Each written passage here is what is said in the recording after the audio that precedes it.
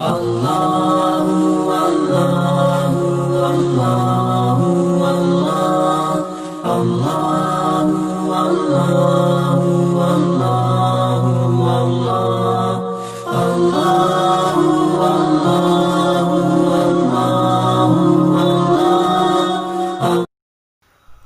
Bismillahirrohmanirrohim. Assalamualaikum warahmatullahi wabarakatuh.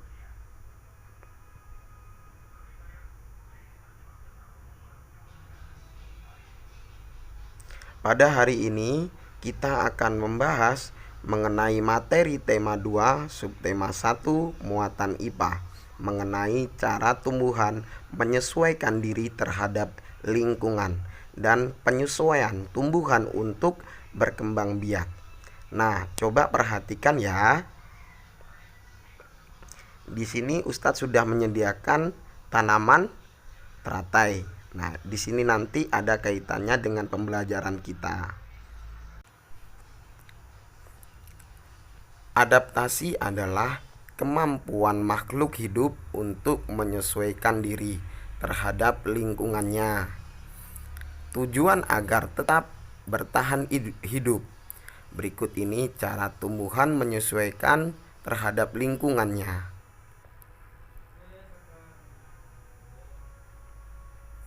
Nah, adaptasi tumbuhan di lingkungan kering atau yang disebut dengan ekstrofit. Tumbuhan ekstrofit adalah tumbuhan yang hidup di lingkungan yang kering. Contohnya, coba perhatikan ada gambar apa ini? Siapa yang tahu? Ya, pohon kurma. Yang kedua, terdapat tanaman kaktus. Yang ketiga, terdapat tanaman lidah buaya. Yang ketiga gambar apa ini? Ya, terdapat tanaman cocor bebek.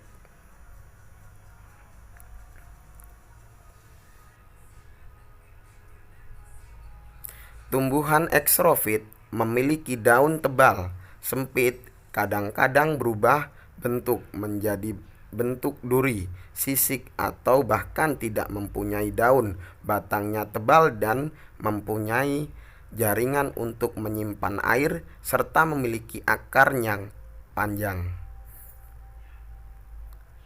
Selanjutnya, adaptasi tumbuhan di lingkungan berkadar garam tinggi atau yang disebut dengan halofit. Tumbuhan halofit adalah tumbuhan yang hidup di lingkungan dengan kadar garam tinggi, yaitu laut, muara sungai, atau pantai. Contohnya, terdapat tanaman apa itu? Ya, ada tumbuhan bakau.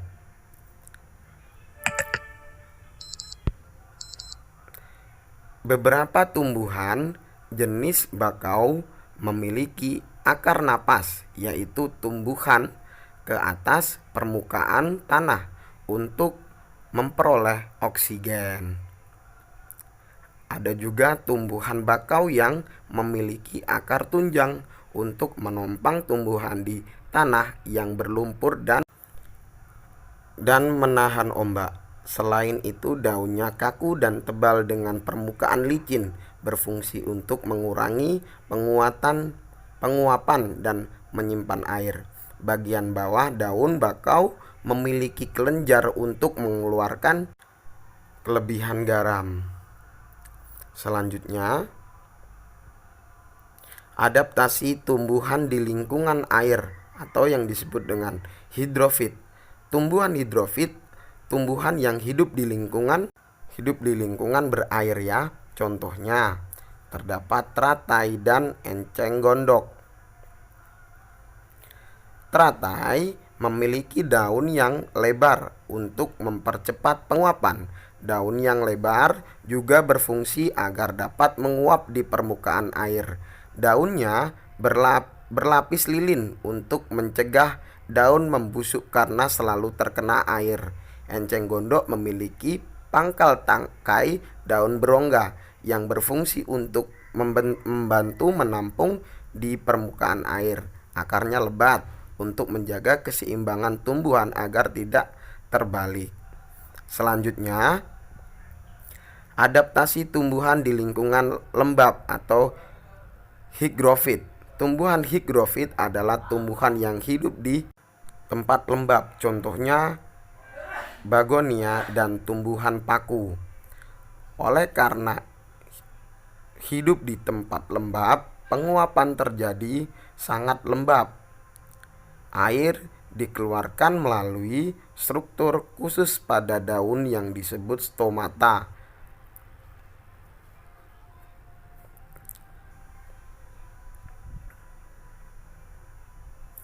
Adaptasi tumbuhan di lingkungan miskin nitrogen.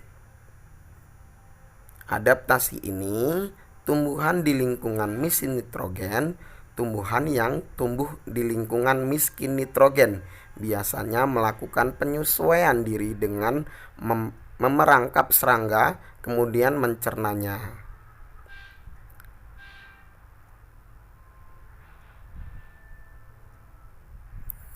Penyesuaian tumbuhan untuk perkembangbiak. Selain untuk bertahan hidup, beberapa tumbuhan juga melakukan untuk membantu perkembangbiakan atau reproduksi. Contohnya bunga rafflesia mengeluarkan bau busuk untuk menarik perhatian.